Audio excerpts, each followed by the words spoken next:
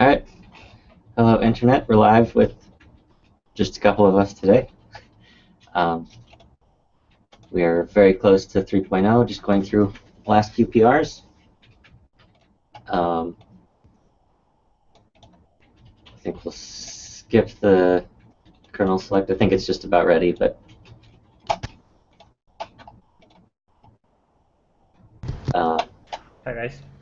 I think we'll skip that. The link and the D-link. Brian wants classy names for the classes and then functional wrappers. I don't think the functional wrappers will be functions most of the time. I think they'll be just another name for the same class. I don't think there's a reason for them, since there's no signature change, no docstring change, no changes. I think they'll just be. I tend to agree, and if we add those aliases, we won't be able to remove them, so I would be inclined to not have them in the first place and add them if there is really a need for it. Well, so it's kind of the other way around. Like right now we just have link and d-link that, as far as you're concerned, are functions, but technically for implementation details reasons they're classes, but nobody should actually care that they're classes. And it shouldn't. So, if anything, the like undocumented thing that doesn't really matter is the class. Yeah. And the function's the real API. So if we give them classish names, the function alias is actually the more important part rather than the class. And that's why right now they are. I don't know, like a few things in the threading module. They look like functions because they're meant to be used as functions, even though technically they're classes. And there's one exception to that, I think, in the widgets. I think the threading module has things the other way around. Yeah, it has functions that look like classes. Yeah, which causes instance problems. I think it's. So use all to only export then the function like name. I don't know if we want. Maybe at least do that, because the widget, and at least in the widgets, we don't really have an all. I don't think we have an all in trailets, and I don't want to add one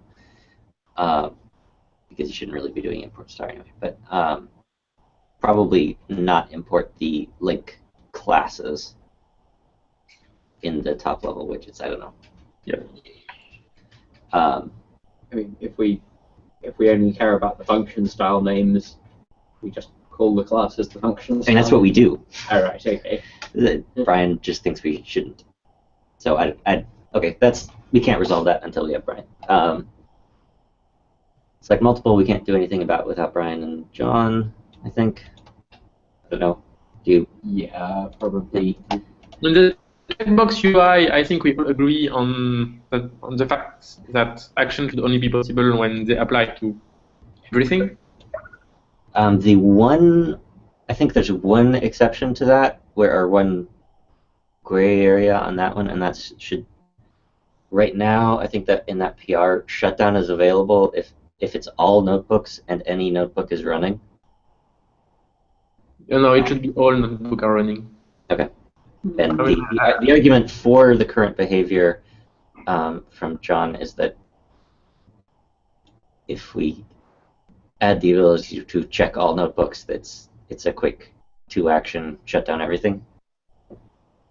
And it seems outside with the current behavior. Actually, it seems more intuitive to me.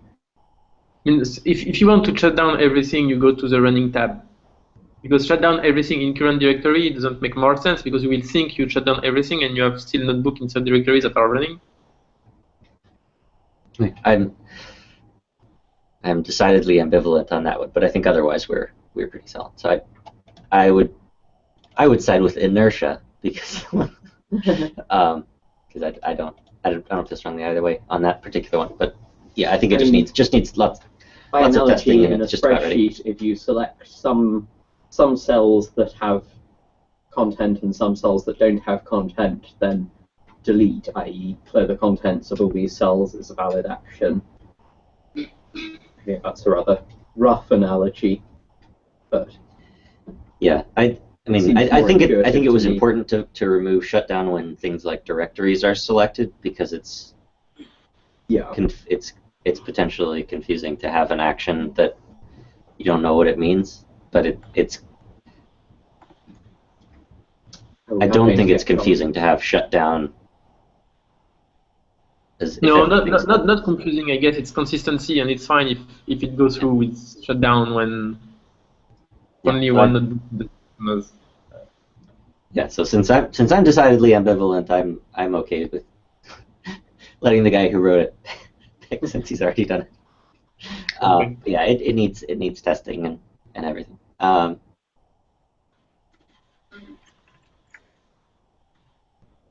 We are going to get John in a moment, so we can. Okay.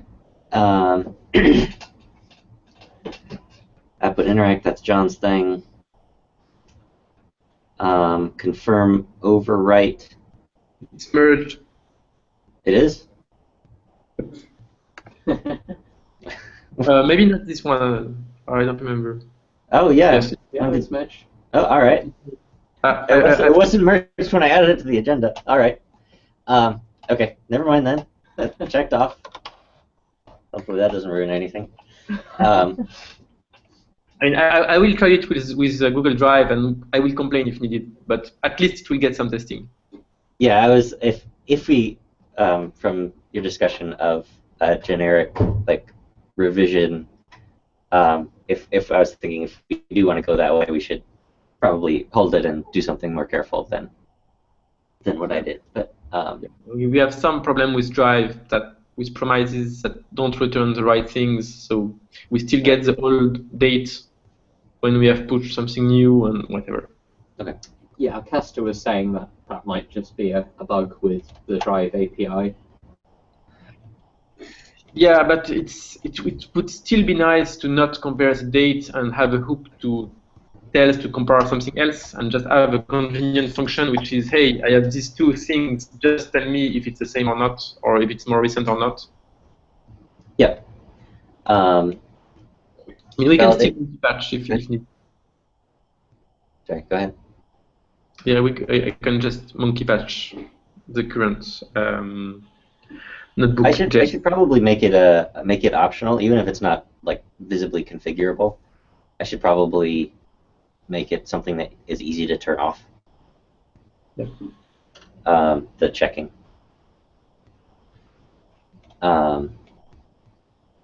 I guess you can turn it off with an argument to save, but I don't think it's easy to specify that argument should be something else. We may or may not have Sylvan. His PR, I think, is just needs a little bit of review, but it makes sense. And John, I think, is reviewing it. Matthias, you have the notification on save. Oh, this is just the saving one. But I would just like to have the saving message when you press whatever key combination starts saving, because when Drive is slow. Yeah, no, I think that makes sense to have a visual indication that save has started.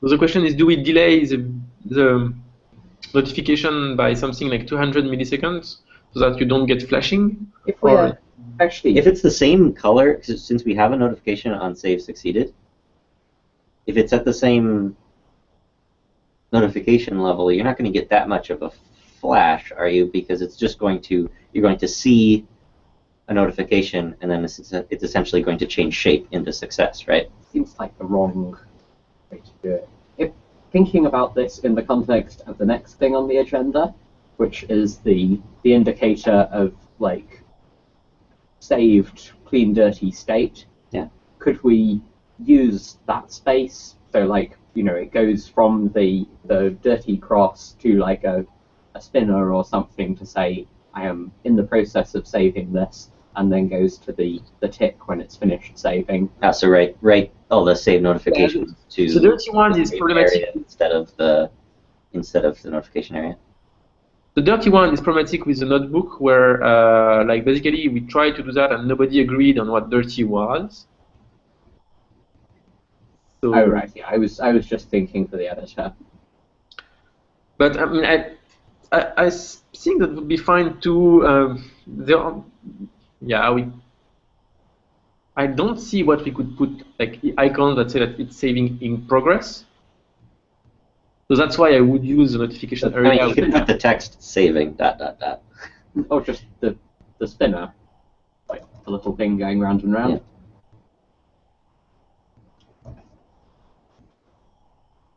Yeah, I don't care. If you prefer a spinner, then it's fine. It will just have the processor go to 100% because like the CSS transformation. Yeah, that was mainly an issue when you had potentially n spinners. This is only up to 0 or 1. 100%, yes. Yeah, so it should be fine as long because we're not going to have 100 save currently pending spinners, right? It should be okay with 1, right? I think that was only a few percent. And under normal circumstances, a save, well, on local, a save takes a small fraction of a second. On drive, it might take on a really slow environment, it might take 3 seconds. I'm just wondering what will if it's not complicated when you will be actually saving, then starting to type, and then you're in the middle of it's currently being saved, but it will directly be dirty and. Yeah, you have to make sure you probably shouldn't write the currently saving in the same place as dirty. Yep. Or you have to be a little bit careful to do that. So that's why I will do it. I guess Thomas is volunteering to do that. So I can do a spinner in the to redo the save notifications and put them in the save widget. We'll see if I get to that. Okay.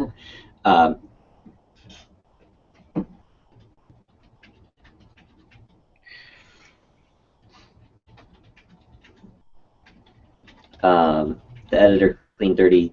Yeah, I think exactly where to go with it. I'm fine with where that PR is now. I think it doesn't have the X anymore, right? No, it's nothing and just the space, and when it's clean, you have the tick. I can make the tick green if you like. No, I think it's fine. Okay. Brian wants to distinguish the root and the default path. It's a bit unclear what his proposal is. So I imagine that's for Jupyter hubs that you can start a server in like /home, and then have it open by default to /home / your username. Yeah, so and there's just there's ambiguity about what open by default means because. But we don't need anything in IPython to do that. I think the one thing we may want is the ability to change where the logo link goes. So on the notebook, when you click the logo, you go to... Oh, it's the current directory, right? No, the home... Or does it... Yeah, but you also have the home button on the dashboard, like this small house. And that should go to... To not the root. It should go to home. Okay. Yeah, so there might be a little bit we need in IPython to at least make it easier. Do we also want target blank to be configurable globally? Like everywhere we use target blank, we use like IPython-target, so that on temp and D you could change that. Yes, I think we do want target blank to be optional. Because the try.jupyter stuff it makes it impossible to kind of put an iframe. A notebook, put it in an iframe. I don't think we're going to get that for 3.0, but I think it's easy enough. Okay. I mean, it needs custom JS, but easy enough. Okay. And then Thomas, something about install NB extension? Yes, this was something Jason asked me to bring up. So install NB extension currently takes a list or dictionary of extension files or folders to install, and Jason added some functionality so that the target name that it installs to can be different from the source name that it's installing from, and it added a bit of complexity to the code. He would like to simplify it so it only takes one file or folder per call. So if you have multiple directories or multiple files that aren't in a directory together, you need to call it several times. Okay. I don't feel strongly one way or the other. It's just one of those code complexity versus features things. Does the added complexity outweigh the added features or not?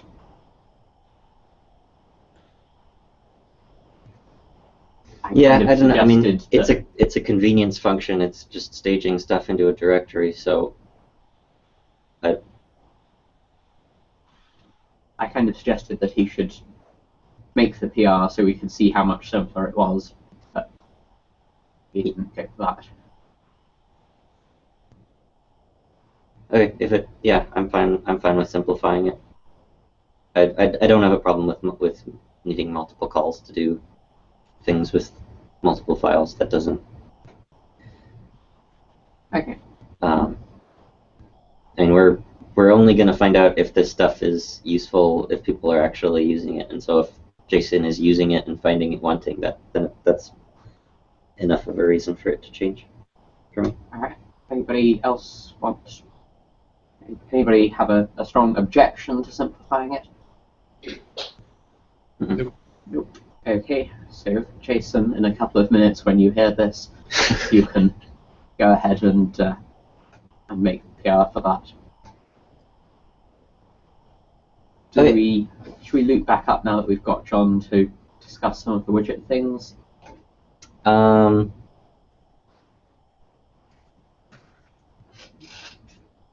Yeah, John. So you checkbox UI, we're just testing output and interact. Yeah, how's the output widget interacting? That was just a suggested alternative, not necessarily that we have to go with that kind of remedy, but... So this is using an output widget for interact. Mm-hmm.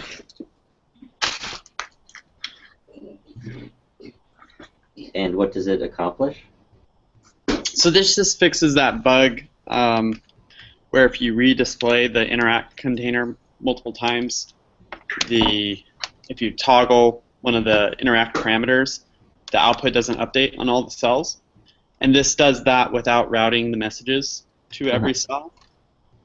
So you have multiple copies of one output widget, which means that output widget, the outputs in that output widget are getting displayed multiple times? Mm-hmm. Okay.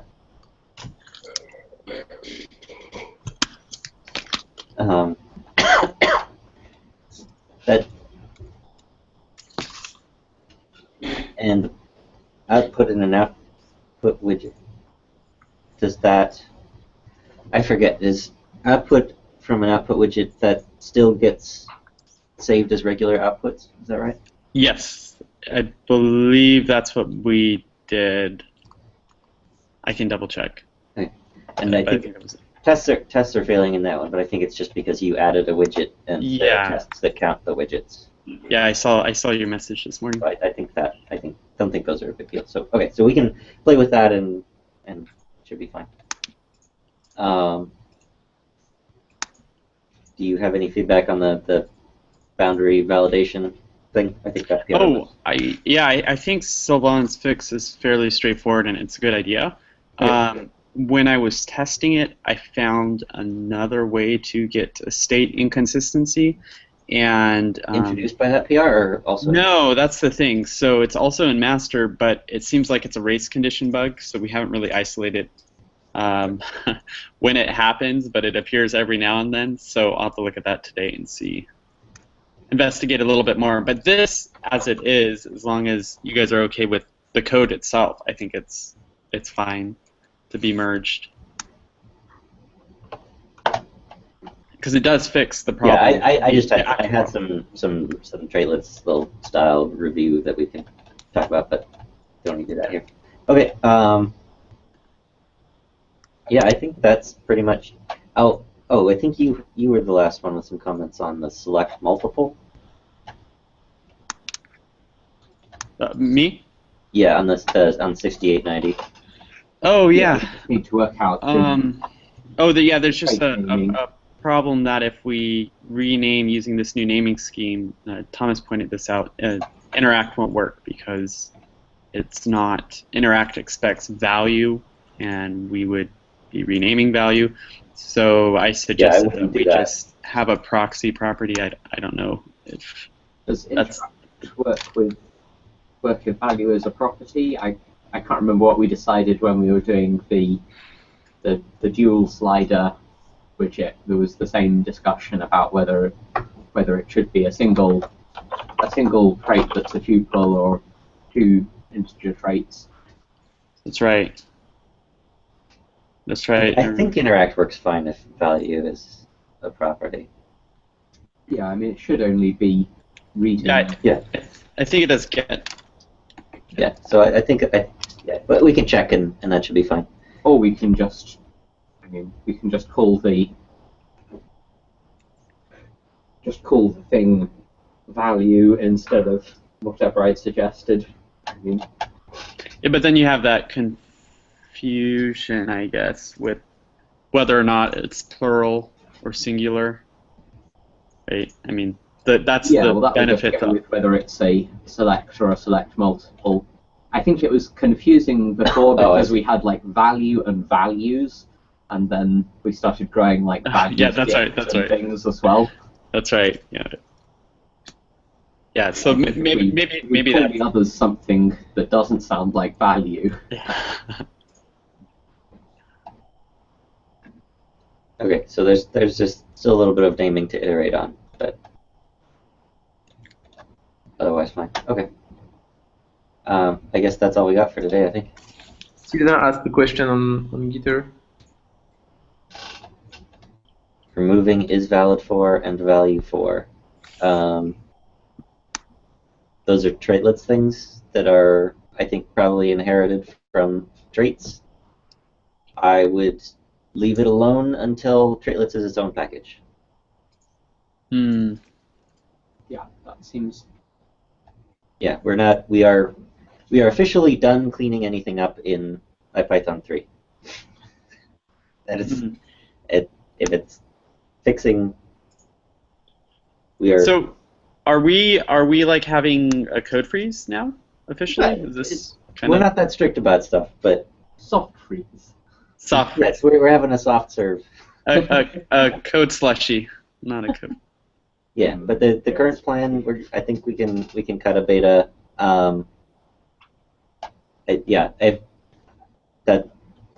Jason and Sylvan are proposing cleaning up a bunch of stuff in traitlets.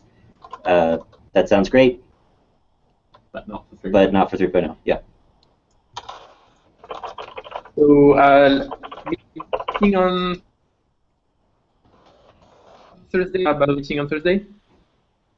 I don't know. We may have a brief. Let's see where we are, especially since half of us are not here today. But if they're going to be not here on Thursday also, then that may not. Yeah, I think the critical factor in whether we have a meeting is whether Brian and Fernando have finished writing their grant. Yeah. Okay, back to work. Let's finish these PRs. Okay. See you later, guys. See you, Bye, Internet. Bye. Bye.